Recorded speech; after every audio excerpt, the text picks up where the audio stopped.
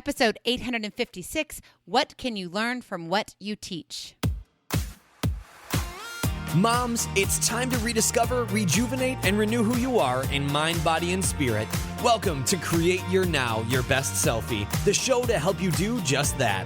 Here's your host, certified life coach, personal trainer, and nutritionist, Christiane Wargo. Staring at a stop sign, watching people drive. Happy day. I hope you had a wonderful weekend and were able to celebrate Mother's Day. And now it is a brand new week. God has incredible plans in store for you.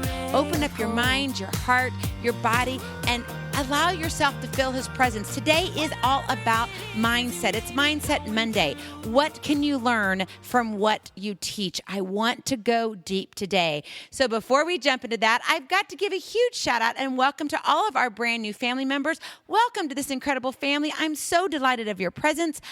If you already haven't had the opportunity, you'll want to head on over to createyournow.com where you can learn more and sign up for the Kisses newsletter, the Keep It Simple strategy, everyday solutions to live, love, and impact. Well, in order to impact, we've got to live. And when you live, that means you are learning. We are a student in life. But think about how much you teach daily, just in your day-to-day goings. So what can you learn from what you teach? It's very easy to teach those willing to learn, isn't it? Think back, maybe even to childhood. Maybe you didn't always want to obey your mom, but somehow you ended up doing it. But how do you see yourself as a student now, as an adult? Are you as willing to learn as those you teach? Take your husband, for example, because yes, I'm going to pick on him. Oh, no, I'm not. I love our hubbies. And guys, if you're listening, you can swap this around and you can think about, okay, take your wife, for example. So since primarily we're talking to women here, we wives are always teaching them something. We're teaching our husbands something. How to get better organized. I can think of a few ways, like the garage. They think they know how to organize a garage, but we can go out there and it just totally changes when we put our touch in on it. But they don't like that, do they? Maybe it's to clean more efficiently or even make it to die for sub sandwich. Now, my husband never wants to make a sub sandwich. So I had to use it as an example because he says when I make the sandwiches, they're made with love and they taste so much better. And now my boys have caught on to that and I'm like, oh, really? There are days that I make them make their own sandwich. And I say, this is how you add the extra love. So it's kind of a joke in our family. But whatever it is, we're always teaching them. We may be teaching our children. We could be teaching someone even online. Maybe we're mentoring someone within the church. Things we might think as simplistic, yet all of them require tools, they require strategies, and a plan to execute well. Our life, our mindset, the actions we take all depend on our skills and our experiences, creating a perspective of how we tackle the challenges and make decisions. And I know you got challenges. I know you have storms brewing, and it's not fun, and we have to, figure things out. And sometimes we may not always feel equipped to do so. But in the short sale of our daily living, there isn't much we think needs deeper thought. But a lot does, doesn't it? But what would happen if we made little shifts in how we do things, in how you do things, or maybe even how you perform living life? Just like teaching your hubby how to clean more efficiently. There are different ways to do things. It's easier to teach than it is to learn. Think about that statement. Apply it to yourself right now in your mindset. Is it easier for you to teach someone, this is how you do it, sweetheart. This is how I expect you to wash the dishes. This is how I expect you to dust, to vacuum, to drive the vehicle, how to go grocery shopping. Now, those seem little things. It could be how to study, how to get better grades, whatever it is that you're focusing on, it's easier to teach than it is to learn, especially if it necessitates you to change a habit or influences your current mindset. We would much rather be on the opposite side. We want to teach it. We don't want to learn. Why? Well, remember, we can be somewhat stubborn and set in our ways. Oh, yeah, guilty as charged. It is that way. We are stubborn. Now we can be determined, but when we don't want to make changes or we always want to be right, I can think of a few million conversations with my husband that, yes, Mama wanted to be right. We just kind of want that. And it doesn't matter what sex you are, male or female. We want to be right. That's part of our ego that comes in. We're set in our ways. So it brings us back around to the question, what can you learn from what you teach? Well, this is what you need to learn. Here's the KISS to keep it simple strategy. Be a student of what you teach. Now, I want you to really allow that to soak in. Because how many times do we take our own advice, our own suggestions? Think about your best friend coming up, giving you a situation. Oh, I'm in this and I don't know what to do. And then you say, oh, well, here, this is a great plan. Now, if you were in that same situation, would you follow your own advice? It's different, isn't it? Because we're in the mess. We're in our own situation. And sometimes it's hard to see what's around us, but that's also an excuse. Yeah, I'm calling us out on it. It's an excuse. We don't want to pay attention. We don't want to expend the energy on what it takes to learn what we teach. So in order to have a better life and to live on purpose, the purpose that God has designed specifically for you, you have to be a student of what you teach. That is your KISS. So what does that look like? Let's break it down. Number 1, you have to practice what you teach. Now, when my father, he has since passed, and he was a minister, he would always say, practice what you preach. Well, we don't need to preach, but we need to teach. So practice what you teach. For example, maybe you're teaching a child manners, and you expect them to say thank you and please and excuse me. Are you doing the same? When you run into the store, do you just kind of have this mindset of, I am, on one focus. I need to go in, get this, and get out. I don't care who's in my way. I'm not going to say anything. I'm going to leave my phone in the car. I'm on a mission.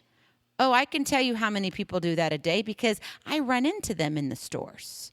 And I think they ask their kids to be, to use their manners, yet they're not extending those manners either.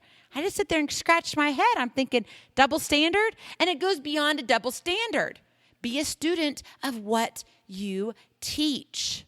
So you got to practice it. Number 2, you got to be receptive. Be receptive to critiques. Oh, yeah. Now, I didn't say criticism. I said critiques. You have to have constructive critiques. You've got people out there in this world, they're just going to be flat out mean. Okay, you know what? Discard them. Don't even give your energy to their comments or their thoughts. You've got to listen, though, to the people that you trust, that you know, that aren't going to lead you astray, that aren't going to be those, I'm going to say one thing to your face, but I'm going to do something different behind your back. You know those people I'm talking about. You probably have a few of those that you call friends, or they may even be a part of your family. Be receptive to critiques, the ones that you know, that you like, and that you trust. Okay, even a stranger. I've received emails, and they'll have critiques of me. And I'm like, I can't believe, my first initial reaction is what? Defensive. Yeah, you want to, put the wall up and say, I don't do that. But you get over that first little hurdle because we want to be protective of us. Yeah, it's somewhat a little bit hurtful, but we can learn from these. So be receptive to critiques. I think of my children, my college kiddos. They like to challenge their professor. They like to question, and sometimes it's to gain further explanation. Or it may be because they disagree. So we as the teacher, the coach, the mentor, the mother, the parent, we must be receptive to others' opinions and ways to do things. I can remember still to this day and doing dishes. And there's 7 of us in our family, and all of us do the dishes totally different. And I scratch my head because I think, honestly, I do them the most efficient way possible. But we all have our way. We all rinse off the dishes differently. We all load the dishwasher differently. And I'm like, I could put in like triple the amount, but does it really matter if they get the job done? Does it clean the dishes? That's the main thing. So be receptive to critiques. There are other ways to do things. And as teachers, we've got to be honoring of that. Now, does that mean we have to change everything that we do? No, but we don't need to get on the defensive side. Okay? Because I know it's easy to do. Number 3, always stay on the cutting edge of what you teach. Let me give you an example. You need to dive deeper in your knowledge of what you teach. A professor, you hope, who's teaching a subject, that subject continues to evolve. Unless if you're studying history in the past, and unless something new has been revealed, you can't change that. Now, you can change different perspectives, okay, on that history, different ways to look at it. But facts are facts. You can't change facts. But you can change, think about technology. Think about science. So you want to dive deeper in your knowledge of what you teach. Learn from other mentors that you respect, that you look up to. I take classes. I do not pretend to know it all. In fact, sometimes I will be writing these episodes and I'm like, oh man, this one's written for me. It's got my name all over it. Why didn't I think of it before? I really need to take this to heart. And sometimes I'll go back in some of my archives. We've got archive 1 and 2. We're about ready to release archive number 3. Can you believe it? Yes, that's how many episodes we have here with Create Your Now. So if you're like, gosh, I've lost track, you can go to createyournow.com, or you can also look on iTunes. We have the individual archives there for you also. Whatever works. But I'll go into some of those archives and I'll look and I'm like, oh, that's a really good one. And then I'm like, oh, I'm kind of failing at this part. I really need to take this to heart. I need to look at this. I need to be a student of what I teach. We all need those reminders every once in a while. It's important. So always stay on the cutting edge of what you teach. Now, here's a bonus for you. The bonus is this. You have to laugh and learn. You truly do, because you know what? You are not perfect, and you know that. I'm not perfect, and I know that.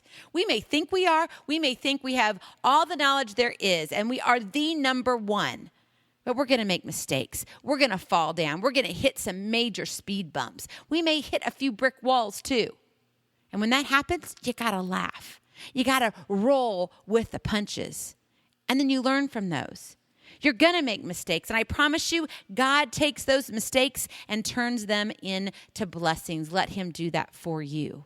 That's his grace. That's his mercy. That's his unconditional love that he gives you. Why? Because he created you. You're fearfully and wonderfully made, created on purpose for a purpose. So guess what? Let him do his job. Don't you think he knows a few things or two? Oh, yeah. And ultimately, when you begin to question sometimes what you're doing, go back and pick up a Bible. Go back to a trusted source within your faith and confide in them and say, gosh, am I taking this out of context? Am I, blowing this out of proportion? Because we do that, right? Sometimes we make a hill or a mountain out of a little molehill. You've heard that. We have to understand where we're coming from. When we're in the situations and we're trying to learn life, but we're teaching a lot of it, we have to be open to knowing that, we don't got it, but God does. God's got you always. Maybe you want some help. You want someone to come beside you. Click on the link, Take Aim, for your complimentary coaching call. It's my gift to you. That will begin our conversation.